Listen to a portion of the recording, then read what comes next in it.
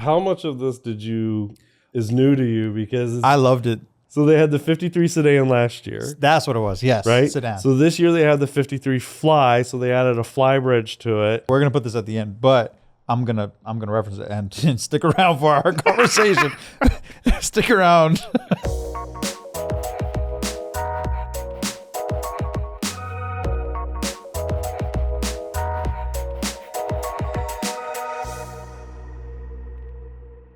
Welcome to another episode of the Southern Boating Podcast. I'm Ian Sneed. I'm James Anderson. And remember to subscribe to... Ooh, wow, that's a word? I can say these words, I promise you. Remember to subscribe to the channel. Please. now that you see how professional we are, remember to subscribe to the channel so that you don't miss any of the content. And even that was all smushed together. But you know what? That's okay. I'm going to leave it in here. You can laugh at me later. Do you want to start over? But no, let's roll with it. So today what we're going to be talking about is the subject of renaming a boat, right? Which has its superstitions, and then there's a way of going about it so that you can rename the boat and feel confident moving forward. And we're also going to be talking about the Iliad 53 Flybridge, which is Beautiful boat. incredible vessel. So with that said, let's get into it. So renaming your boat, naming your boat. Yeah. When you read this article, how much of this is new to you? Because I loved it. It really is, right? I loved it because it was all pretty new to me. Like, I knew that there was superstition about renaming your boat, but no, this whole thing was an educational and entertaining piece for me. It really was. I thought it was a very well written article, very 100%. informative, and yes. The more you read, the more you want to finish through this article too. It's not like one of these articles that you want to read keep halfway going through and you're like, oh, I get it. Yeah, no, you want it to keep going. You're like, tell me more. Right. Like, legitimately, you want more. Exactly right. So I loved that because who wrote this? It was Joan. Joan. Okay. So I love that she started with the history of, and quite literally, like the history of launching a vessel and naming a vessel and the pageantry behind it. And she mentioned like the Greeks and the Romans, and at some point, it's a very old, steeped tradition. Yes, it goes so far back. So, she also touches on the evolution of the pageantry, or maybe not pageantry, but the tradition of modern day, naming and launching a vessel or renaming a vessel. Right. I thought it was really, really great how she started it, how she developed the story, and then how she educates you and gives you the resources to do it yourself. Like, if you want to rename your vessel, this article has everything you need to do it. Like, so that you can move forward. If you're superstitious about it, this article has everything you need so you can move forward. All the way down to what I thought was very interesting, the exact passage that you say to clear the older name with god Neptune. And the air god Aeolus or something, I forget. Yes. But not just that, but how to not just clear the name from their ledgers, but to introduce the new name to for protection, and then the final toast that everybody present does with you, right, to finish the ceremony. It was great. It was such a great article. It was a good read. And to me, naming a vessel, one of the things naming a vessel that automatically comes to me is all the fun names that are out there. Right? Oh yeah.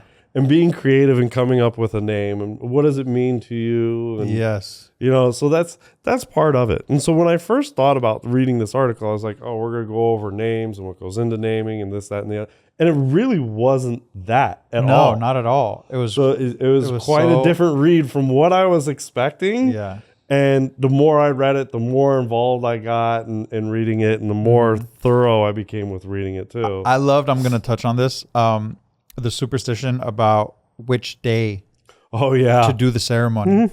For example, I wrote down no Fridays, no Thursdays, nope, no December 31st.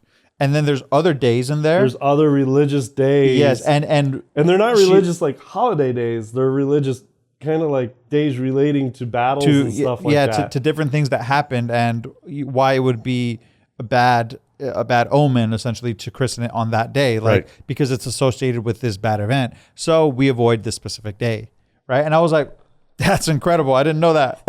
Right. Some of that was learning for me too. I was like, oh, okay. Yeah. I thought that was really, really cool. But it makes sense. I mean, I'm not really a superstitious person, but I get being superstitious with something like this. I mean, absolutely. Yeah. You don't want to do something in a manner that could bring bad omens to your vessel. And, the branch with the green leaves. Yes. I didn't know that was a thing. Okay. That was brand new to me. And it's got to stay there the entire maiden voyage. Yep. Yeah. Yeah. Exactly right. So there's a lot of information packed in this article, and it's such a quick read, and it's so entertaining. Like she really did a phenomenal job with the article. It's a great read. It gives you a lot of insight. So if you're renaming a vessel or going to name your new vessel, it's an article that you should probably seek out, read, and maybe it helps you with some ideas for your own christening and launching. Or maybe it's helps you with avoiding certain days. Yeah. I mean, there's that too. Scheduling. It helps you with scheduling.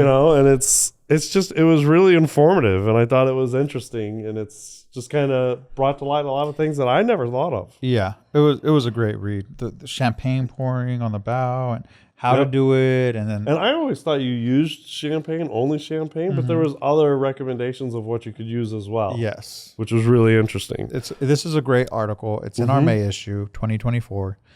Definitely check it out. If you already have the magazine, definitely check it out. If you don't, get yourself a subscription. Absolutely. All right. So the next one, let's talk about Iliad. Iliad. So Iliad's been around since 2019, out of Australia. Built catamarans. Yep. A little bit different, right? We see a lot of catamarans in today's market space. We do. Right? It's not like it was 10, 15, 20 years ago when there was just a couple of brands. Now we got a whole host of brands, and they all are trying to be a little different from each other. That's right. Which is great. Right? I love when the market gets competitive like this, because you get a lot of different looks, a lot of different ideas. You bring new boaters to the community as well. Right. Exactly right. Yeah. So Iliad came out with this year the 53F. Now last year they had the 53, which was the I forget the term. I had it in my head. I had it at the tip of my tongue. Sedan. I forgot. So they had the 53 sedan last year. That's what it was. Yes. Right? Sedan. So this year they have the 53 Fly. So they added a Flybridge to it. Yeah. Which just really gives you a lot more space. Right. And to me, I'm a Flybridge kind of guy. So it gives you a great look at what you're going around. Plus when I'm out boating, I like and the helm on this center line is center line. Yeah. Which is a little different. Most of them are usually what I loved starboard. What I loved about the design of the Flybridge was, yes, the helm is centered. You have like a lounge area, I think, to port, and a galley to starboard. Right. But that space, they created it to be probably the most fun outside entertainment space, so that whoever's captaining the vessel can partake in the festivities or whatever's going on, while still having full control over what the vessel does. Exactly. The way they designed it, I think, was very, very thoughtful. Very thoughtful. It is.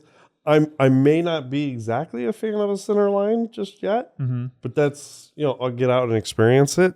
Right. Only because it's, you're going to have to move around with docking, and that's a little different, tight right? corners. Yeah, I get that. But even then, there's so many different options. You might have a remote docking system or something like that, and that might totally eliminate the issue of it being center line, and you don't even think about it anymore. Yeah.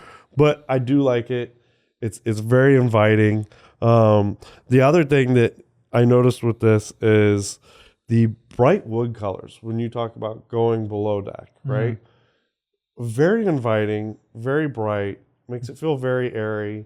A lot of the windows opened up in this one, so it gave you a very airy feeling. Yeah. So you can kind of make outdoors indoors. A lot of window space as well, so that you can still have that lighting even if you want the enclosed space, right? Which I think was nice, because then you get the both worlds. That's exactly right. Exactly right.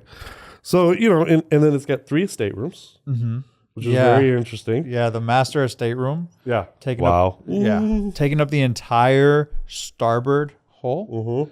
And then the layout, the way, the wardrobe at the aft section, essentially being enough for, it said in there, like for four seasons worth of clothing, right? I was like, man, that's a big wardrobe. I know, that's what I need. I have way too many clothes. If you think about the length of the hull, man, that's a huge space. It is. It is a lot of space. And also what I really liked, it had a dual vanity. Right? I mean, how many of us struggle with a single vanity with your spouse and you're getting ready at the same time? So now, in this size of a boat, to have a dual vanity in that much space, really nice. Yep. Really, really nice. And then the porthole has the 2 staterooms and the 2 heads. Right. Right. Right. And one's configured with a double, the other's with twins. Right. So you can take your family and a guest or whatever it may be, which is very, very nice. Yeah. And then, let alone in that, the galley. Yeah. In this one, massive counter space. Yeah. Right. It's U-shaped, right? It's U-shaped. That's U-shaped. correct. So you get a lot of countertop space. Yeah. So, and then the upper cabinets are up enough out of the way that they don't impede any sight lines. Right. Right. Very thoughtful. Very, very thoughtful.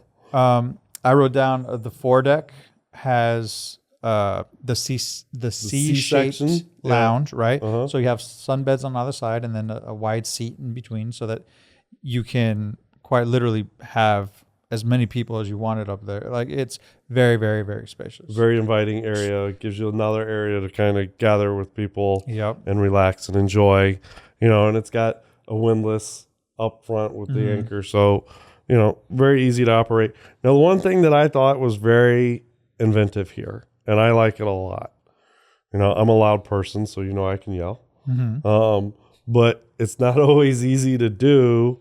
But at the helm, it has a porthole out the windshield. So as somebody's standing on the bow when you're docking, and you're at the helm, it's easy to communicate with them. Right. So you can yell right through that and they can hear you relatively easily. Right. I thought that was very innovative. Yes. Because how many times if it's a solid piece of glass, and you might have, a starboard side door open, but they can't really hear you that easily. Right. So you really have to yell. Yeah. Or you have to have a series of headphones on with radios. Yeah. And on a boat this size, is that really necessary? Right. No, I like the porthole. I mean, it makes it, because this is really, to me, designed to be an owner-operator. Yep. Right? Yep. Whether you're docking or you're picking up a mooring line, that's a great little feature to have. It really is. So another feature that I liked about this one was the swim platform. Right? How you can lower it and it can even extend and move away from the vessel. But it can hold a tender up to 1,000 pounds. Up to 1,000 pounds. I was like, that's impressive. And then it has the controls are right at the back. It's very right. Yeah. So the one thing that I did notice, and I'll make you laugh, is it says as a key fob too. Yeah. To operate it. And the first thing that goes through my mind is, that's getting lost. Like, just don't give me a key fob, okay? Yeah. Like, that's a bad idea. I'm good with key fobs. Like, I'm really good with them. So I read that and I thought, oh, that's perfect. That'd be perfect for me. And you're thinking the opposite. You're thinking like, no. That's too not funny. For me. I can just imagine, like, if I don't put a floaty on it, it's going to the bottom. Yeah. In a hurry. Yeah. See, well, that's fair. I can see that. Either I would drop it while I'm using it because I'm a klutz sometimes, or it would just get lost. Well, I thought it was a great feature. I was like, that's cool. I mean, how many times do you hear me say, I don't have my keys? Oh, all the time. Actually, that's true. All right, come get your keys because I don't have my keys. That's why you drive a Ford. Part of it, yeah. I mean, it's the first car I've ever had or first truck I've ever had where I really don't need the keys. Yeah. I usually leave the keys in it and use the keypad on the door. Yeah. I'll bleep that out so that people don't know. You can't follow me home? Great. No. So, all right. The last thing that I took note was the speed, right? Oh, top there's speed. Two things that I want to add to this. So, yes. Okay. Top speed, 21 knots. And then a cruising speed of, I think it was 6 knots. So, yeah, I mean, your cruising speed could be whatever you really like there. There's a wide range. Right. But when you slowed down, I think it was 9 to like 7 knots or 6 knots or somewhere in there, the range, holy moly, 2,500 nautical miles of range at that speed. Nautical miles. Yeah. Right. So you're getting some serious distance. You can cruise a good portion, deep into the Caribbean. That's so far. And and really not have to fuel up. So that's really nice. I mean, for us, how many times can you go back and forth to the Bahamas, or really cruising around the Bahamas for an entire week? Yeah. Visiting a lot of different keys and having a lot of fun and not having to worry about it. Now, the next thing that I noticed with this is it has a Victron system. Victron lithium batteries, solar panels, which we've talked about this before. It's missing some features of somebody else. Right. But it's somebody else adopting that battery system. Yeah. Just missing some of the components. Right. But it had the solar panels. So again, and being you able can to kind of be an off-grid, being at a mooring ball, not having to run a generator, even though it does have a generator, an Onan generator, I just really like these ideas. I mean, it's to me the last thing I want to hear while I'm truly trying to relax and space out and enjoy my surroundings. Yeah. It's the hum of a generator or an engine. True. I hate to tell you that. That's very or true. the obnoxious smell of the fumes that are put off. Yeah. Makes total sense. So I put a ton of amenities, right? They have the AC, they have the generator, they have the bow thrusters, they have a full-size freezer, a washer and dryer. They have I remember a dishwasher in the galley. Yes, they do. Like it's everything. Which wouldn't work for me. It's I'm everything. a dishwasher, so. Oh yeah. I don't know why I have a dishwasher in my house because it never gets used. That's funny. I'm so tired of washing dishes by hand that like all I want is a dishwasher. Well, you can come get mine. I'd rather have the cabinet space. Well, I'd be okay with cabinet space too, but don't get me wrong. I'm not even kidding. I may run the dishwasher once a week. Oh my, that's wild. Yeah. I wash everything in the sink. It's just I use it, I wash it. That's fair. That's fair. So, but so there's so much to this vessel that even if we tried to cover everything, it would be an hour-long episode on its own. It really could be. I mean, there's a lot to this. There's a lot of different configurations you can do. Not just the one that's highlighted here in this issue with this boat review, but Iliad you can go to 4 staterooms. There's many different things that you can customize on this boat to truly make it your own. And what's nice about that is it's not going to be like some of the other Power Cats to where they're all the same. You're just a cog. You're just, right.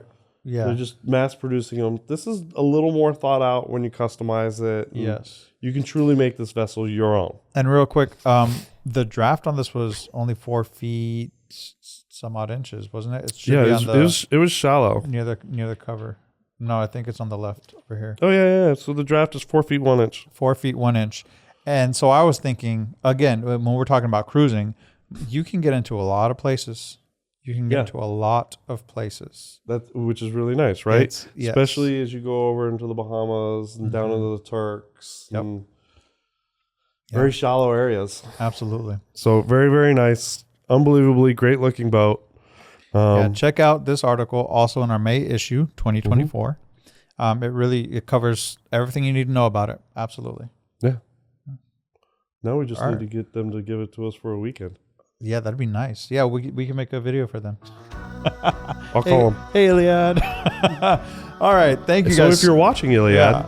Seriously. Thank you guys so much for joining us for another episode. I'm James Anderson. I'm Ian Sneed. You got to say, we'll see you next week. I'm the one. Make sure you come back and check us out next week. There we go. Always works.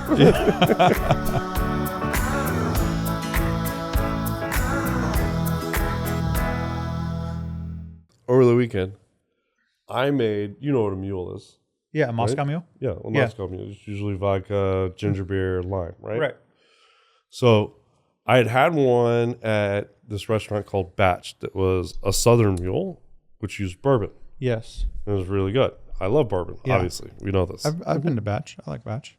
Really? Yeah. Where did you go to Batch? I don't remember. I just remember going to Batch. That was the name of the restaurant. Huh. Because I thought it was unique. Maybe was it down here in Fort Lauderdale? Lottie-dottie? It was in Florida. I don't remember where. I just remember. It could have been the one in Delray. It could have been, yes. Okay. I mean, it probably was, to be honest. It was way out west. Yeah, I can't recall where.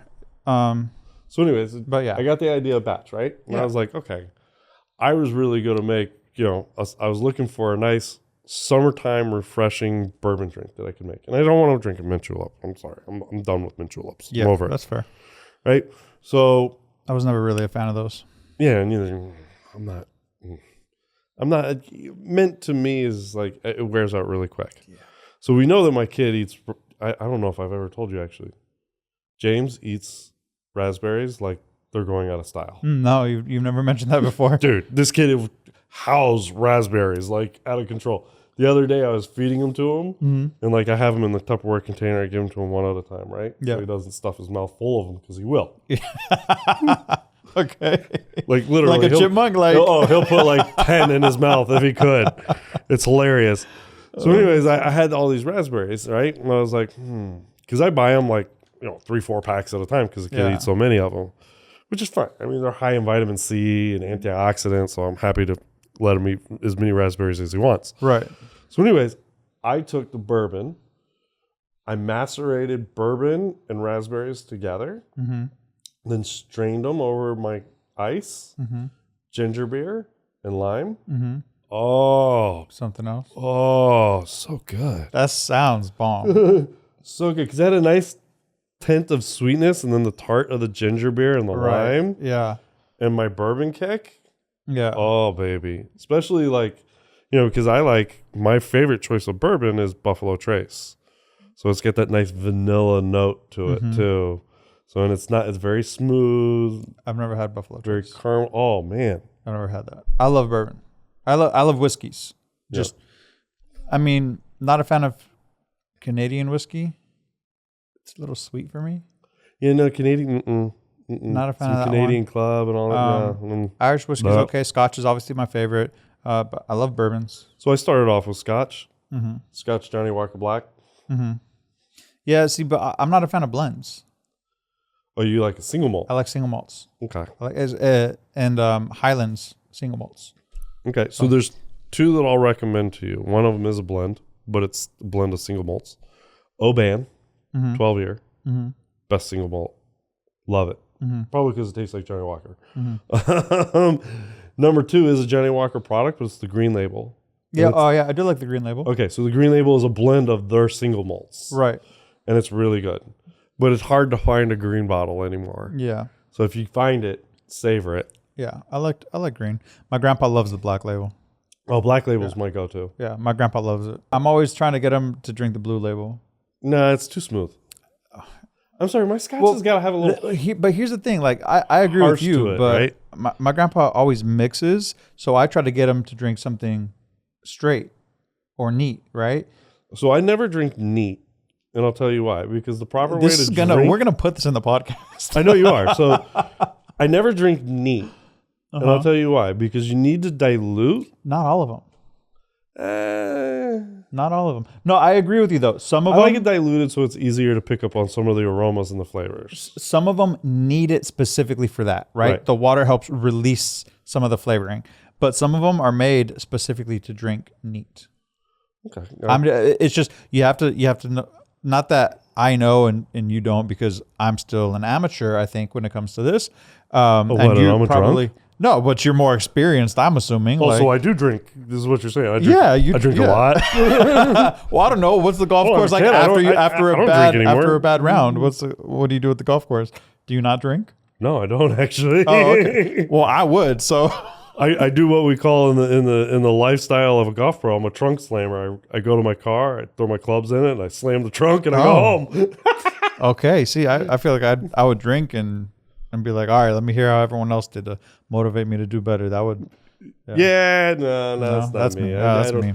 I don't know. I think so. Golf is weird for me, right? Like it depends on who I'm playing with and what we're doing. So if I have a group of friends that we play for money and it's competitive, it's very competitive.